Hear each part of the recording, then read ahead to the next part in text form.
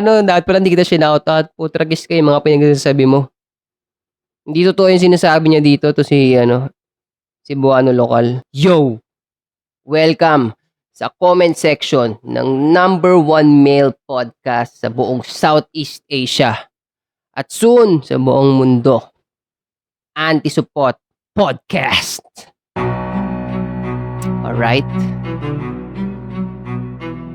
Sa mga nakapanood, marami na yung mga nagawa kong episode kasama si Soy Sadaw saka si Joshon Point sa Anti-Suppot Podcast. Hindi ko na mabilang. Ang ginagawa ko dito sa video nito, pumupunta ako sa comment section ng Anti-Suppot Podcast. Binabasa ko yung mga comments doon, mapa-negative, mapa-positive. Yun, tapos dito ko siya, i-content ko siya dito ko sasagutin yung mga tanong. Yan. Pag mga negative comment, para sa akin, yan, game, pag-uusapan. Pag hindi para sa akin, wala akong karapatan na pag-usapan yun dito. Kaya na nga, kwento ko na nga. May nagko-comment dun sa video ko. Nag-self-pity daw ako. Bro, hindi ako nag-self-pity. Binabasa ko lang yung comment. Naka ba naman? Binabasa ko lang yung comment, promise. O sige, para magkaliwanagan tayo. Comment ka pa ng comment dyan. Comment kayo ng comment dyan. Pag-usapan natin hanggang maayos natin tong pagkakaiba natin. Kasi ako, ang claim ko, hindi ako nag-self-pity. Sinasagot ko lang, binabasa ko lang kung ano yung nasa comment section. Yun ang claim ko, hindi ako nag-self-pity. Ang anti-support, ang goal namin doon, makaambag. Hindi naman namin kiniklaim na kami yung pinakamagaling, pinaka-best na model ng lalaki sa Pilipinas. Hindi yun ang claim. Pero malinaw at inilinaw ko rin kung ano yung abot ng nalalaman namin, kung ano yung abot ng experience namin. Yun yung inaambag namin sa intention na magkaroon ng ibang insight yung mga lalaki at maging better yung buhay nila, yung pagkatao nila. Yun ang goal doon. Tapos para sa mga viewers, since nandyan naman kayo, nagko-comment naman kayo, ayun, yung mga constructive criticism nyo, nakakatulong yun sa pag-calibrate, diba? Ganun yung calibration, tweaking, yung inaayos mo, diba? Kasi hindi naman siya perfecto agad, diba? Yung direksyon, yung linya, hindi siya perfecto. Ngayon, consistently, bino-workout siya sa mga napapansin naming constructive criticism, ganun. Yun. Pero yung mga criticism na walang substance, walang bilang at hindi ko ina-encourage kasi kapag yung comment, negative comment, walang substance, hindi kami tinatablan nun. Hindi ako tinatablan nun. So, paabalik sa'yo yun. Dini-discourage ko yan. Highly discouraged. So, yung constructive criticism, okay, bibigay ka ng negative comment, pero yung mga sasabihin mo, iba-back up mo. Magbibigay ka ng mga paliwanag, ebidensya, ganyan. Patitibayin mo kung bakit yung negative na comment mo ay ganun. Patibayin mo constructive kasi sa ganung paraan, nakakaambag ka sa amin, nakakaambag ka rin sa sarili mo. Kasi pag basta bumira ka lang dyan ng comment na walang kalaman-laman, bumira ka ng comment na negative na walang kalaman-laman, nagre-ritual ka para ibaon sa kahirapan yung buhay mo, para ibaon sa kalungkutan yung buhay mo. So, kung kaya namang Wag nang gawin yon, yung negative criticism na walang laman, wag mong gawin kung kaya mo. Pero kung hindi mo kaya, sige, okay lang. Basta kami, ako, ang sinasabi ko, hindi kami tatablan yan. So, wala mag-resort sa ganyan. So, nandito ako sa comment section nung Ramsimp at Darna. Okay. Ang unang comment, appreciate ko na rin si 8 Asset. Nung una lang di ko na-gets pero habang tumatagal, okay naman pala siya. Dagdag nyo rin si Moose kahit isang episode lang. Joshua Villanda 4697. Joshua Villanda. Talaga naman. Malayo kasi si Moose, 'di ba? Pero pag unlimited na yung budget ng anti-support, hindi na malabo yung mga ganyang bagay. May budget na di ba? So, si 8 Asset, napanood ko na yan sa mga vlog ni Josh noong wala pang anti-support. Dati, naging guest lang ni Sadaw si Josh sa podcast niya. Same with Ato. Until now na meron ng bagong nilikhang movement. Let's go guys, tuloy-tuloy lang, sabi ni Tabnos 357. Oo, totoo yung sinabi mo, Tabnos. Solid ka rin, matagal ka na rin kumbaga nakikita mo yung progress talaga. Solid. Mas solid to kung 4 na sila. Dang! Sabi ni Nakuskun. Oo, the more the merrier. Ano lang natin, trabahuhin natin ng suwabe, iangat ng gradual yung progreso ng mga bagay-bagay araw-araw. Si Boss Ato, ulo ng ASSC, sana next time nandyan na siya. Sabi ni Van de la Cruz. Ang daming naghahanap kay Ato, Babalik din yan. Ganun naman talaga ang buhay, di ba? Hindi palaging, hindi araw-araw Pasko. Pero, magagaranti ko, ayos lang ang lahat. Ayos lang. Si Hibs, may timestamp siya. Click ko muna tong timestamp niya. So, si Hibs, nag-timestamp siya dun sa 8:12. Ang sabi kasi ni Josh dun sa 8:12, lalaki ka, tao ka pa rin, may emosyon ka pa rin. Pero yun nga, bilang lalaki, yung emosyon mo, hindi mo yun ibubuhos sa babae para manakit ka ng babae. Yun ang sinabi ni Joshua doon. So, ang comment ni Hibs doon, we are not thinking machines that feel. We are feeling machines that think. Related, oo. Meron tayong nararamdaman pero hindi ibig sabihin ng mga nararamdaman natin ay i-a-apply mo sa kung ano-anong maling paraan na lang na hindi ginamitan ng utak. Kasi may utak Ha? 4 na lang kayo. Isama nyo na si Boss Monching aka 8 Asset. Napakalupit lalo ng podcast kung 4 kayo. Woo! Sabi ni Muddy Place. Mukha nga. Pasalamat pa din kasi tinuloy nila podcast kahit baka may di sila pagkakaintindihan. Pero sabi nga, busy, kaya wag na kayo hanap ng hanap. Etong si 8 Asset, okay naman siya Willing naman siya mag-share ng knowledge. Kumbaga, willing to help siya sa podcast. May kanya-kanya silang timpla na pinapanood. Tama na lang din yun, sinagot nyo na. Madami na kasing naiyak Kung tutuusin lang, mas madami pa tayong viewer pakinabang sa kanilang 3 dahil may natututunan tayo, lalo na about love life. Support nyo na lang itong podcast. Kung may problema, sila na lang yun.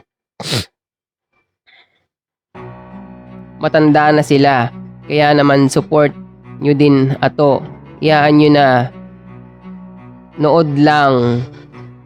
Good vibes. By the way, trip ko yung style ni JOP na babasahin yung mga message sa kanya tapos dun kukuha ng topic. Kasi mas okay yun eh. Kumbaga parang Q&A din, yun lang. God bless. Glory to God always. Sabi ni Skill9414. Magaling.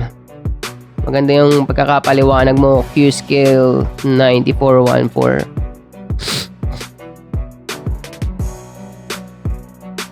Ayun, busy lang pala. Sige, makinig na ako. Kevin De Guzman, 4311. So, ayun merong mga naghahanap kay Ato na mabilis naman makaintindi. Pero siguro yung iba na naghahanap pa rin, yun nga, nami-miss kasi nasanay or hindi pa rin nila napanood yung ibang video kung saan sinagot naman na kung bakit wala si Ato. Ginalaw yung upuan. Night Trader 1186. Solid ka, Night Trader Derek and Ellen topic ngayon. Haha. Sabi ni Johnny Shre 88.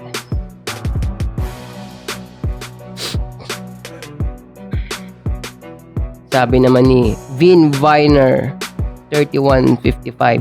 Derek Ramsey ba pinag-uusapan nila?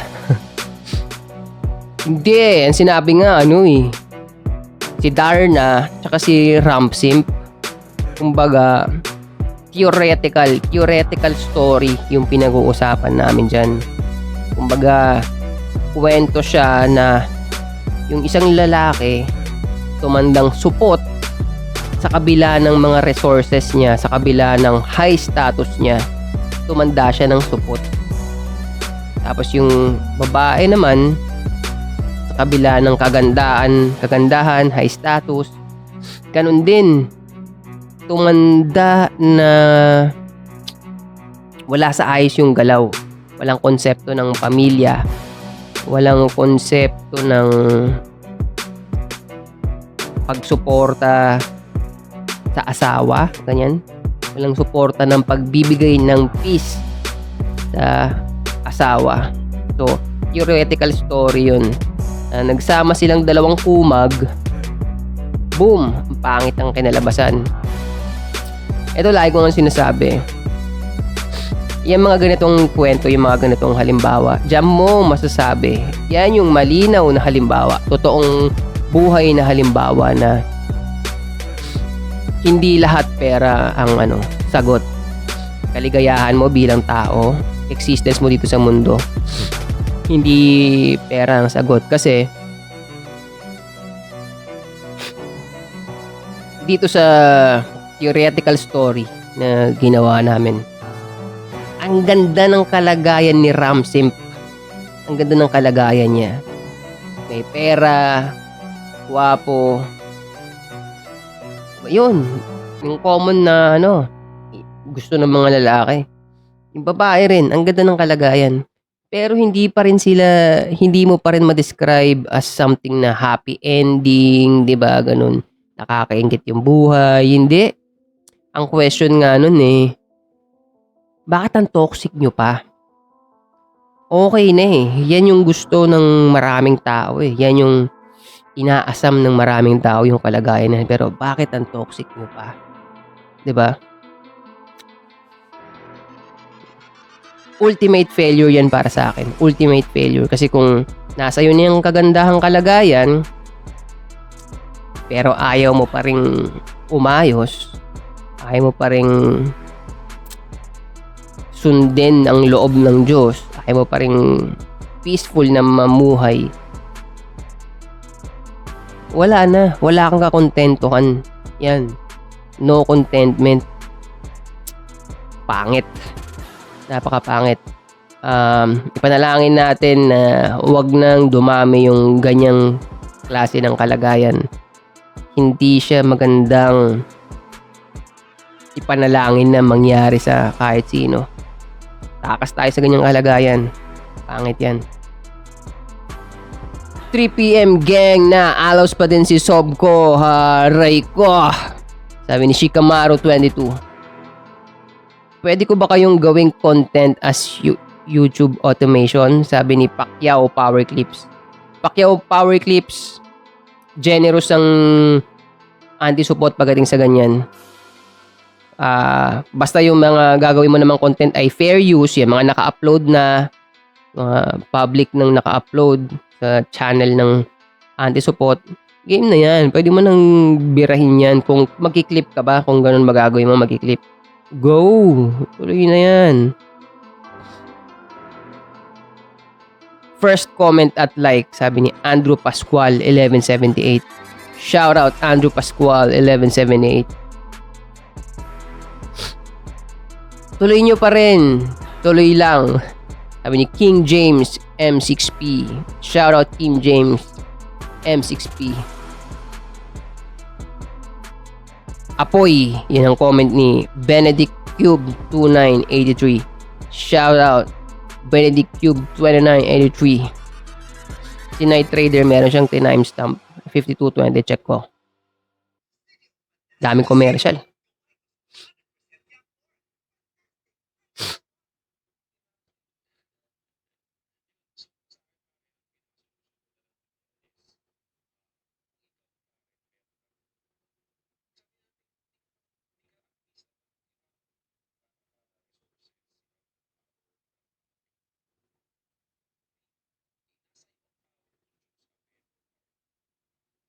Ayun. Power to choose a better partner. Sabi ni Night Trader, totoo daw.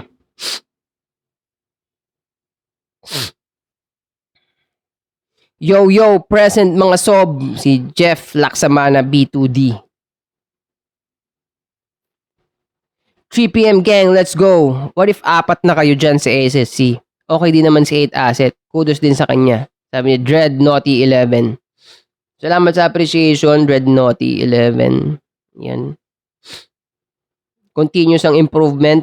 Gradual, idadaan natin sa maayos na proseso yung improvement na mangyayari sa ASSC. Yung mga improvement na yan, basta hanggat nandiyan kayo sumusuporta, ginagasolina nyo kami para mangyari lahat ng yan.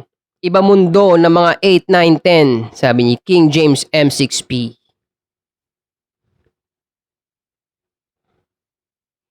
Shoutout na lang sa'yo, JM Bayaborda 2024. Okay na nga na apat kayo eh. Iba din lalim ni 8 Asset. Tapos sumahan nyo pang tatlo. Solid talaga. Sabi ni APV Vlogs 6801. Shoutout APV Vlogs. Salamat sa appreciation. Nag-reply si Muddy Place kay APV Vlogs. Oms, mas solid kung apat sila. Let's go! Sina! Sabi ni Adservan 710. Same here sa mga babae. Ayaw din namin i-compare. Pero yung mga lalaki, di masyado ganyan. Konti lang. Sabi ni Yan Manares 939. Shoutout Yan Manares 939. M Life and Style. Shoutout sa'yo M Life and Style. Ito. Disjointed the way mag-express ng thoughts si 8 Asset. Di ka agad makonect ang dots. Ang daming segue. Simpler explanations next time, boss. Less is more. Ano yan? Tanggapin natin yan. Nakakabuti yan. So, ayun kasi, meron nga kami mga natatopic na nahihirapan din talaga. Aminado ako, hirap. Nahirapan ako magpaliwanag. Kumbaga, hindi ko pa siya nako-construct eh. Hindi ko pa nako-construct yung statement ko.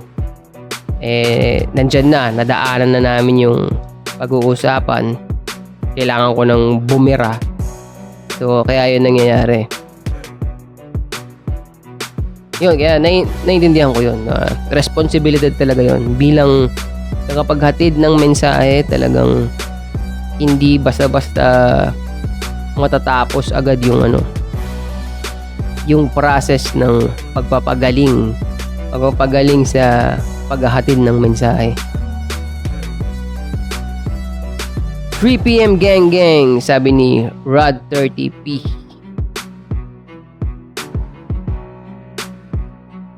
Si number 1 pa din. Tama sinabi ni 8 Asset. In the end, yung movement ang mahalaga. Init ng topic nyo, boss. Si Ibong Adar na mahirap i-handle tong klaseng taong to. Combo to, spoiled brat na crazy. Christopher Ibasco, 2184. Shoutout kay Ken Maningat 713. Mukhang nagpapayaman si Boss Ato, sabi ni Judofel Pabon. Mark Sosik X3R, shoutout sa'yo Mark Sosik.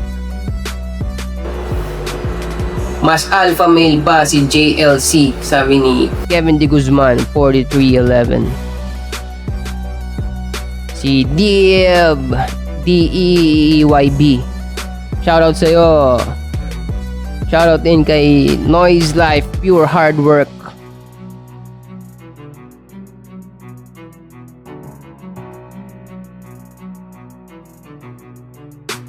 Shoutout kay JRN Sila, Rafael Lelisirando D5. Walang spicy flavor ang usapan pag wala si boss, sabi ni Quiz HD. Shoutout Renz Yuri, Outside Offensive. Kevin De Guzman 4311. Ernesto Espinosa 8797.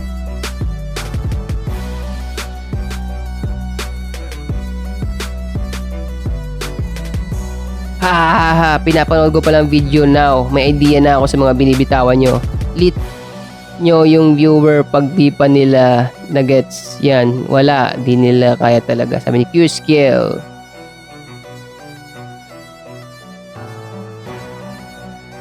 June Casmina 238, shoutout. Tuloy-tuloy lang ang improvements natin at ng anti-support. Lahat ng tropa ni Sadaw or JOP or tropa ni Ato, tinuturin na rin naming tropa, sabi ni Dent M1P. Rock. Shoutout kay Real Talk or True Form. Shoutout kay Cebuana Local 6012.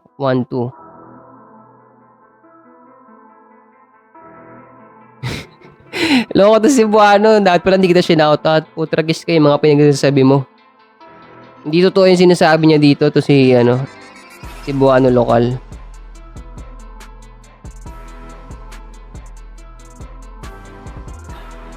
Cebuano Local. Tigil mo yung trip mo ah. So, ano bang value ang madadagdag ko dito sa mga comments na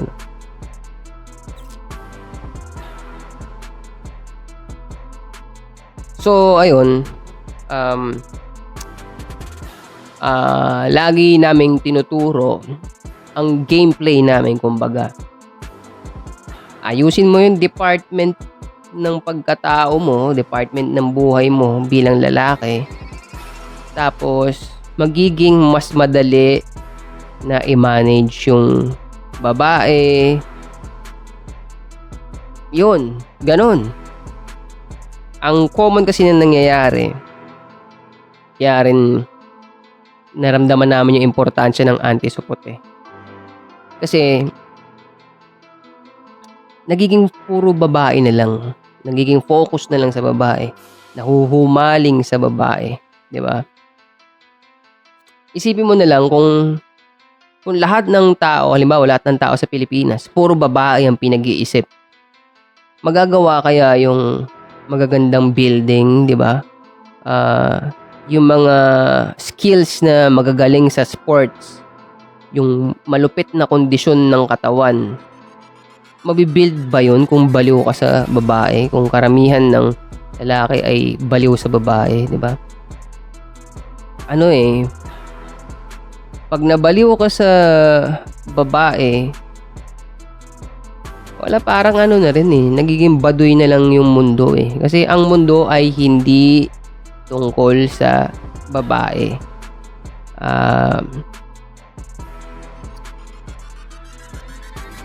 Nilagay tayo ng Diyos dito sa mundo para pagyamanin lahat ng meron dito. Lahat yan. Di ba?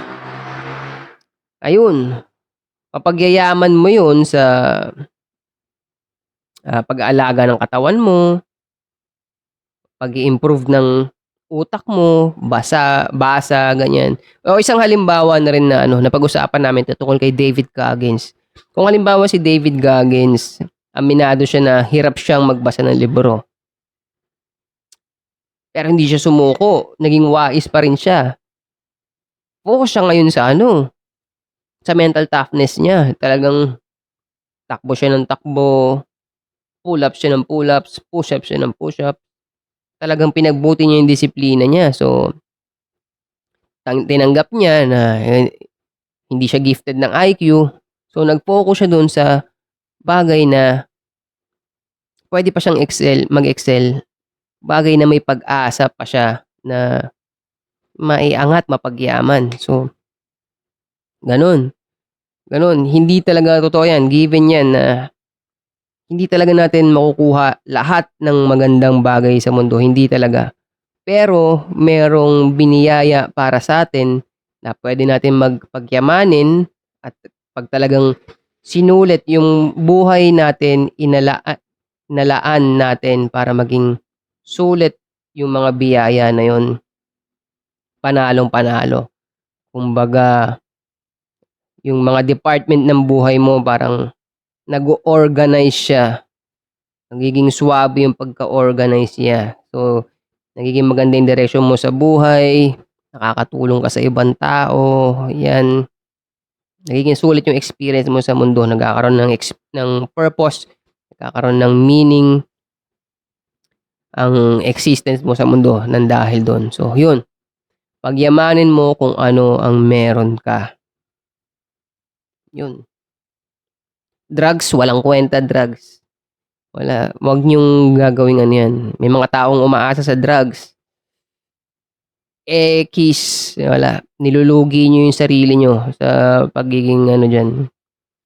Dumepende kayo sa pagpupush up araw-araw. Sige. Gawin niyo yung 2 years araw-araw push up.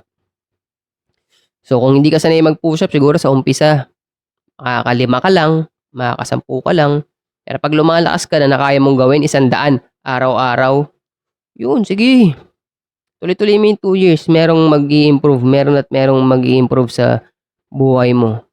Kasi magiging maganda yung daloy ng dugo sa katawan mo eh. Yun. Tuloy-tuloy lang ang pag-i-improve. See you next time.